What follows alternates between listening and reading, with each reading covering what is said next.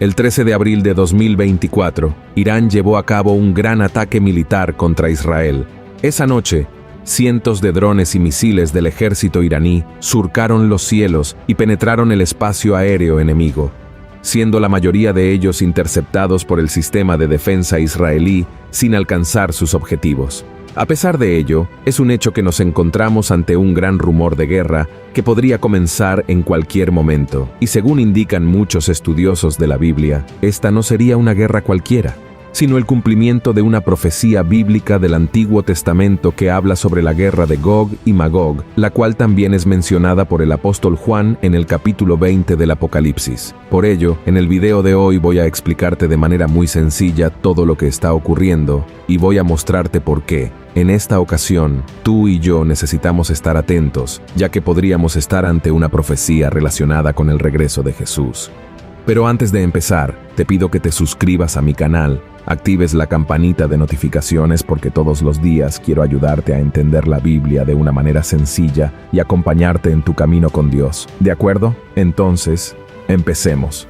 A medida que los misiles y drones iraníes volaban hacia Israel, surgía en el mundo una nueva ola de tensión e incertidumbre respecto a un nuevo enfrentamiento en el Medio Oriente, esta vez involucrando a dos de las mayores potencias militares de la región. Y la pregunta que muchos se hacen es, ¿por qué Irán atacó a Israel? Primero, hay que recordar que estos dos países han estado en conflicto durante muchos años, aunque no habían librado guerra directa hasta el 13 de abril, cuando Irán respondió a un presunto ataque israelí al consulado iraní en Damasco, Siria, unos días antes. En total, alrededor de 170 drones y más de 120 misiles fueron lanzados en un ataque aéreo contra Israel. Sin embargo, el 99% de ellos fueron interceptados por los sistemas de defensa aérea de Israel y sus aliados, y no hubo mayores daños ni víctimas mortales. Pero aún así, la situación sigue tensa entre los países y las decisiones que el gabinete de guerra de Israel tome en los próximos días podrían cambiar el rumbo de la humanidad entera. Y esto no es una exageración, hermanos. Esto se debe a que los miembros de este órgano exigen que Israel haga pagar a Irán por lo que ha hecho, y ya están exigiendo una decisión firme del primer ministro y líder israelí, Benjamín Netanyahu. Y es posible que te estés preguntando ahora, pero pastor, ¿qué tiene que ver esto con la guerra de Gog y Magog en la Biblia? Bueno, hermanos, primero vamos a entender de qué se trata esta profecía. En los capítulos 38 y 39 del libro de Ezequiel, el profeta tuvo una visión donde naciones lideradas por un hombre llamado Gog, del territorio de Magog, se unen para atacar a Israel. En esta visión, el profeta ve a Gog siendo arrastrado por las quijadas hacia el liderazgo de esta alianza de naciones que incluyen a Persia, que hoy es Irán, Cushe, Put, que son Sidón y Libia, Gomer y Bet-Togarma, regiones que actualmente forman parte de Turquía y regiones que hacen frontera con Rusia. Y la profecía también dice que estas naciones atacarán a Israel, pensando que es una tierra débil y desprotegida cuyo pueblo ha vuelto a reunirse en sus montañas después de muchos años viviendo en otras naciones, exactamente como ocurrió a partir de 1948, cuando la ONU aprobó la creación del Estado de Israel, lo que hizo que esa tierra y ese pueblo fueran reconocidos mundialmente como una nación. Desde entonces, Israel ha sufrido numerosos ataques de países vecinos, incluidos extremistas palestinos, que no reconocen su independencia, pero nunca en la historia de la humanidad, Israel había sido atacado directamente por Irán. Y en la secuencia de la profecía de Ezequiel, vemos que cuando Gog finalmente invade a Israel, Dios expresa su furia y entra en acción. Derrama su ira sobre esa tierra, incluyendo terremotos, pánico entre los ejércitos enemigos, enfermedades, lluvia de azufre y juicio por espada, mostrando que Él es el Señor de la nación de Israel. Y la profecía no termina ahí. Dios utiliza al profeta Ezequiel para describir cómo será el terrible final de Gog y sus aliados. La derrota será tan grande que incluso las aves y los animales salvajes serán llamados para devorar los cadáveres, y las armas dejadas por los ejércitos derrotados serán utilizadas por Israel durante 7 años. Además, todos los cuerpos de los enemigos muertos serán enterrados en Israel, en una fosa llamada Valle de los Viajeros, al este del Mar Muerto, para limpiar la tierra. Todo esto tomará 7 meses para completarse. Por último, el Señor llevará a cabo una restauración espiritual en Israel, y todos sabrán que Él es su Dios. Y aún así, la duda puede persistir. ¿Qué tiene que ver una profecía de 2600 años atrás con el mundo de hoy? Sucede, hermanos, que, como dije al principio, esta es la primera vez que Irán, la antigua Persia, lleva a cabo un ataque directo contra Israel. Y esto es tan significativo que, si Israel realmente responde a los ataques que ha sufrido, es muy probable que países aliados de Irán, como Rusia, se unan a esta guerra. Y aquí radica el peligro porque, según algunos pastores estudiosos, afirman que Magog sería Rusia y que sería quien lideraría este ataque contra Israel. Es decir, hermanos, si la profecía de Ezequiel realmente se estuviera cumpliendo en este momento, el mundo sería testigo de una guerra pocas veces vista en la historia de la humanidad. Y Jesús ya nos advirtió que esto sucedería. En el capítulo 24 de Mateo, les dijo lo siguiente a sus discípulos cuando le preguntaron sobre los eventos que marcarían su regreso y el fin de los tiempos. Y oiréis guerras, y rumores de guerras. Mirad que no os turbéis, porque es menester que todo esto acontezca, mas aún no es el fin, porque se levantará nación contra nación, y reino contra reino. Pero ten en cuenta que Jesús dijo, aún no será el fin. Israel será atacada, pero Dios la honrará, y más guerras deben ocurrir. ¿Y qué debes hacer frente a todo esto?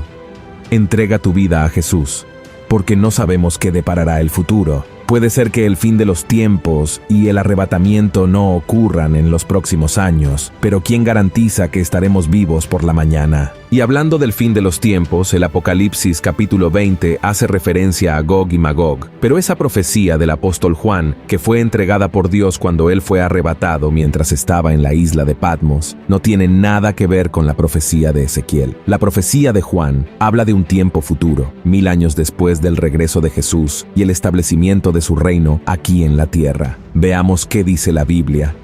Y cuando los 1000 años fueren cumplidos, Satanás será suelto de su prisión y saldrá para engañar las naciones que están sobre los 4 ángulos de la tierra, a Gog y a Magog, a fin de congregarlos para la batalla, el número de los cuales es como la arena del mar.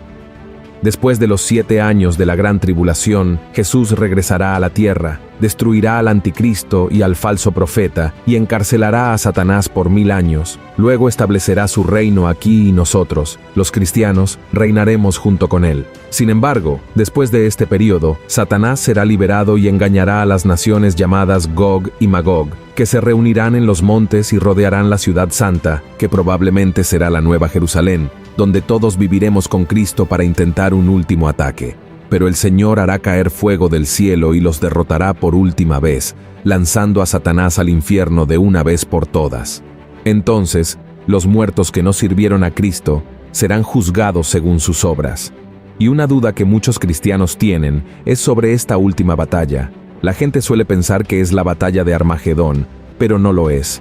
En realidad, el Armagedón está descrito en Apocalipsis capítulo 16 y es parte de la 7ª copa de la 7ª ira de Dios que fue derramada sobre la tierra. Es el enfrentamiento final entre las fuerzas de Dios y las fuerzas del anticristo, marcando un momento decisivo antes del regreso de Jesús. Por otro lado, Gog y Magog ocurrirán después de su regreso. Lee conmigo lo que dice la Biblia. Y los congregó en el lugar que en hebreo se llama Armagedón.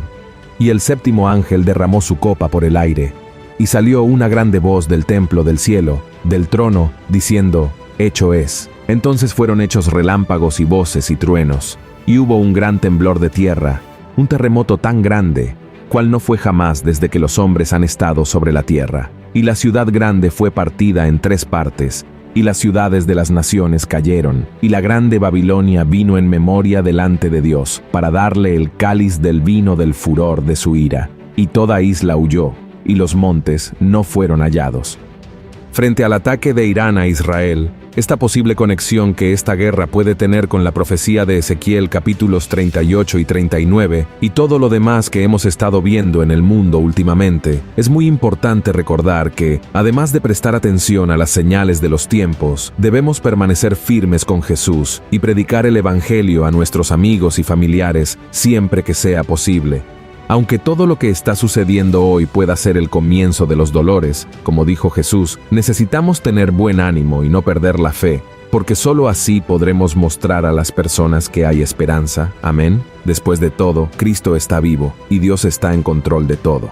Entonces, hermanos, no sirve de nada simplemente mirar la televisión, internet, buscando señales del fin de los tiempos. Necesitas mirar dentro de ti mismo y ver cómo puedes obedecer la palabra de Dios, porque eso es lo que te fortalecerá y te mantendrá firme en el camino del Señor para no ser engañado, ¿de acuerdo?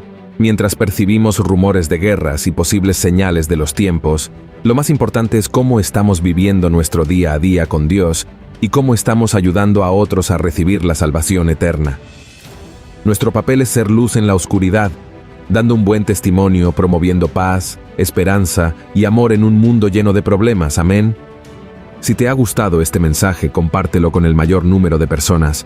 Vamos a difundir la palabra de Dios juntos. Que Dios te bendiga. Te espero en el próximo video. Un gran abrazo.